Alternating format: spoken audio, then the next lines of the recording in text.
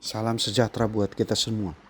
Senang sekali saya bisa bertemu kembali dengan Ibu Bapak Saudara sekalian dalam program Renungan Harian GKP Halim Perdana Kusuma. Sebelum kita membaca dan merenungkan firman Allah, mari kita berdoa. Bapa di sorga, kami mengucap syukur kepadamu. Tuhan mengaruniakan kami keselamatan di dalam Yesus Kristus dan hari yang baru untuk kami nikmati dalam terang kasih Tuhan. Kami mohon firman Tuhan untuk mengarahkan hidup kami, sehingga kami hidup dalam genggaman kasih Tuhan. Ya Roh Kudus, berfirmanlah kepada kami semua. Kami sedia mendengarkan firman-Mu. Ampuni salah dan dosa kami. Dalam nama Yesus, firman yang hidup. Amin. Bapak Ibu Saudara-saudara, pembacaan Alkitab kita di Yesaya pasal 29 ayat 22 hingga ayat 24, demikian firman Allah. Sebab itu beginilah firman Tuhan Allah kaum keturunan Yakub, Dia yang telah menembus Abraham.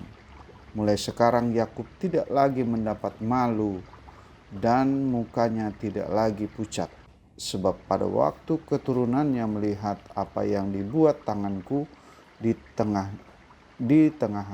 tengahnya, mereka akan menguduskan namaku, mereka akan menguduskan yang maha kudus, Allah Yakub. Dan mereka akan takjub terhadap Allah Israel.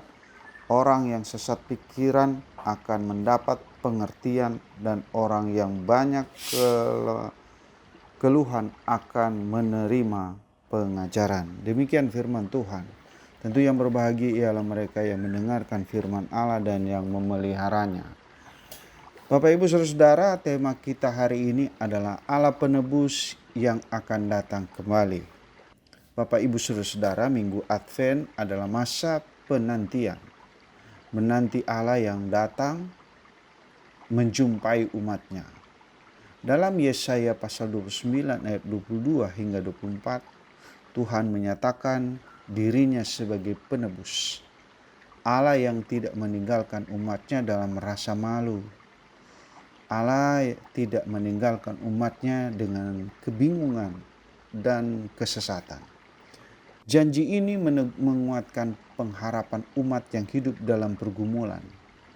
Saudara-saudara, jelang kita merayakan Natal Yesus Kristus dan akhir tahun, serta menyambut tahun baru, sering kita berada pada kebingungan.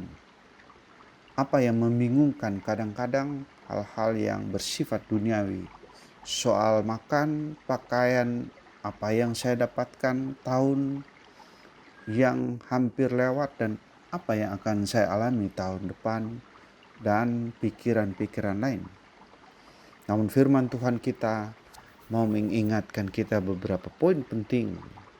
Yang pertama ayat 22 menegaskan bahwa Tuhan yang pernah menebus Abraham adalah Tuhan yang sama yang akan bertindak kembali.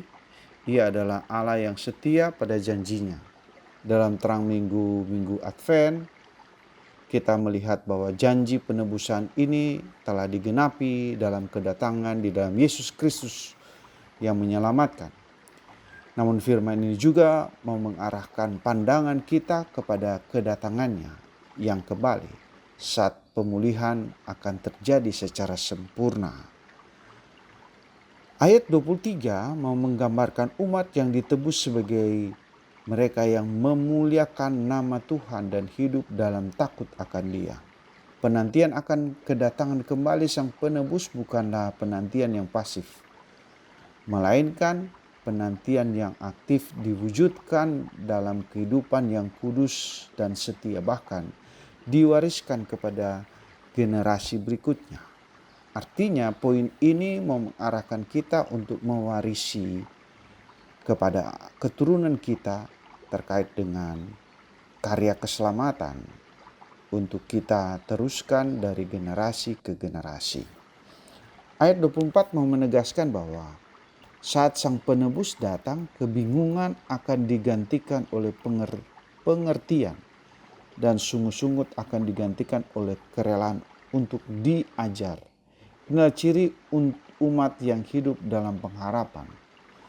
di minggu-minggu Advent, bahwa pengharapan hati yang mau dibentuk, pikiran yang diterangi, dan hidup yang terus diperbarui. Pada akhirnya Bapak Ibu Saudara, pada minggu Advent yang ketiga melalui firman Tuhan ini, kita diingatkan bahwa Allah telah menebus dan telah datang menyelamatkan kita. Dia sedang bekerja dan akan datang kembali untuk menghakimi orang yang hidup dan yang mati. Karena itu, marilah kita menyambutnya dan mempersiapkan segala sesuatu akan kedatangannya dengan iman, pertobatan, dan pengharapan yang teguh. Tuhan Yesus memberkati kita. Amin. Mari kita berdoa. Kami mengucap syukur kepadamu ya Tuhan, karena rahmat-Mu yang besar telah mengarahkan kami untuk hidup berkenan kepadamu. Kiranya di minggu-minggu Advent ini kami terus mempersiapkan seiman pengharapan kami untuk terus berada pada karya Tuhan. Kami mohon Tuhan menolong, menyertai, dan membimbing kami, pribadi, keluarga, dan sampai selama-lamanya. Dalam nama Tuhan Yesus kami berdoa. Amin.